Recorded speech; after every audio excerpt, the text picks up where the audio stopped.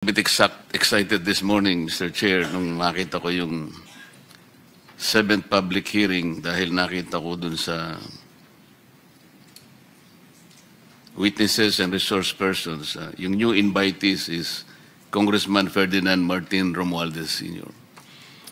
Only to be disappointed na hindi ko po siya nakita ngayon. And I also note, Mr. Chair, na ginamit po niyong basis yung sulat po sa inyo ni Speaker Faustino Bojidi.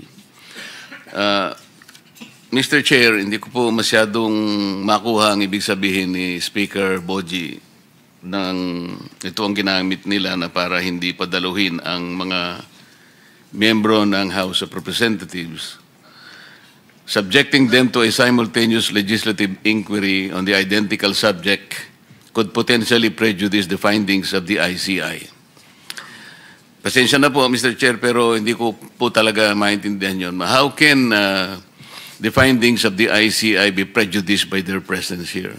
As a matter of fact, kahit na identical pa ito, ang atin pong mandate is in aid of legislation, and the ICI, I don't know what is their mandate. So, hindi po siya siguro justification. As I said, I was excited, pero ngayon po, kasi mas maganda sana kung nandito siya. It could have been more substantial sana. Having said that, Mr. Chair, siguro, isang araw,